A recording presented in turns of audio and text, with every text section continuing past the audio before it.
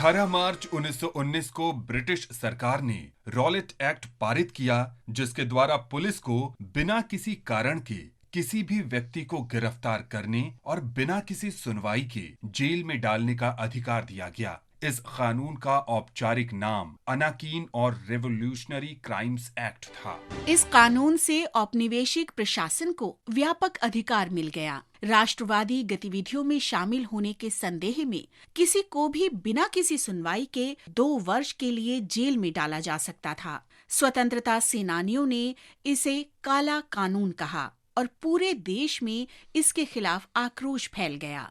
गांधी जी ने 6 अप्रैल 1919 को Rowlatt act के विरोध में सत्याग्रह का आह्वान किया। ब्रिटिश शासन ने लोगों के खिलाफ भारी सख्ती शुरू कर दी और 13 अप्रैल 1919 को अमृतसर में नृशंस जलियांवाला बाग नरसंहार हुआ। रॉलेट एक्ट से भड़की हिंसा और खून खराबे ने महात्मा गांधी को स्वतंत्रता संग्राम के भंवर में डाल दिया। गांधी जी ने भारत के स्वतंत्रता संग्राम का एक नया अध्याय खोलते हुए 1920 में असहयोग आंदोलन की शुरुआत की। चलो दिल्ली पुकार के तिरंगा संभालेंगे, बढ़ाएगा, खुशी के गीत गाएगा, ये जिंदगी है कौम की तो कौम पे उठाएगा। आज हम इंडियन नेशनल आर्मी के कर्नल गुरबख्श सिंह ढिल्लन का भी स्मरण कर रहे हैं। उनका जन्म 18 मार्च 1914 को पंजाब में अमृतसर के निकट हुआ था। इंडियन नेशनल आर्मी के अन्य सदस्यों जनरल शाहनवाज खान और कर्नल प्रेम कुमार सहगल के साथ ढिल्लन पर भी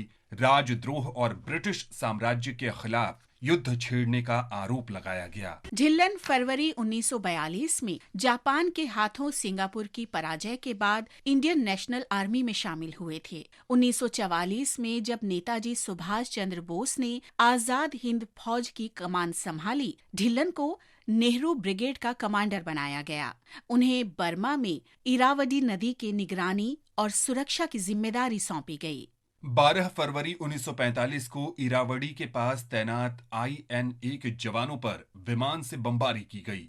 भीषण बमबारी और हमले के बावजूद INA इरावदी पर नियंत्रण बनाए रखने में कामयाब रही। ब्रिटिश सेना ने दूसरा हमला मोटर बोट के जरिए न्यांगू पर किया। इस हमले को भी नाकाम कर दिया गया। लेकिन लगातार किए जा रहे हमलों के कारण INA बहुत लंबे समय तक टिकी नहीं रह पाई और ढिल्लन को पागन तक हटना पड़ा। ढिल्लन को फिर से मित्र राष्ट्रों की सेना को कयाओक पांडोंग तक बढ़ने से रोकने की जिम्मेदारी दी गई। ढिल्लन और उनके सैनिकों ने ब्रिटिश हमलों का डटकर मुकाबला किया, लेकिन अप्रैल 1945 में ब्रिटिश टैंकों और बख्तरबंद गाड़ियों के भीषण हमलों के बीच INA को मागवे तक लौटना पड़ा।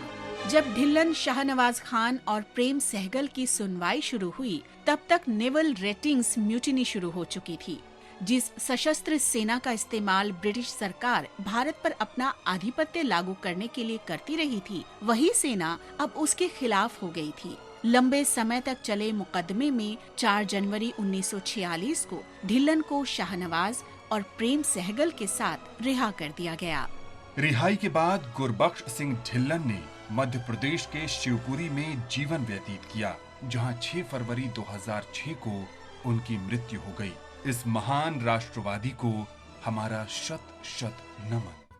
आज हम स्वतंत्रता सेनानी कुंजीलाल दुबे को भी स्मरण कर रहे हैं, जिनका जन्म 18 मार्च 1896 को मध्य प्रदेश के नरसिंहपुर जिले में हुआ था। कुंजीलाल इलाहाबाद विश्वविद्यालय में पढ़ाई के समय से ही मदन मोहन मालवीय और NC केलकर जैसे स्वतंत्रता सेनानियों से प्रभावित थे। कुंजीलाल 1937 में ऑल इंडिया कांग्रेस कमेटी के सदस्य बने और 1939 में कांग्रेस के त्रिपुरी सत्र के दौरान स्वागत समिति के सचिव रहे। 1941 में उन्हें महात्मा गांधी ने सत्याग्रह के लिए चुना, लेकिन पुलिस ने उन्हें हिरासत में लेकर लगभग 1 वर्ष के कारावास की सजा दी। 1942 में रिहाई के बाद उन्होंने भारत छोड़ो आंदोलन में भाग लिया और फिर उन्हें जेल जाना पड़ा। इस बार 2 वर्ष की जेल की सजा हुई। 1946 में वे विधानसभा चुनाव में जबलपुर से चुने गए। आजादी के बाद कुंजीलाल दुबे राजनीति से सक्रियता से जुड़े रहे।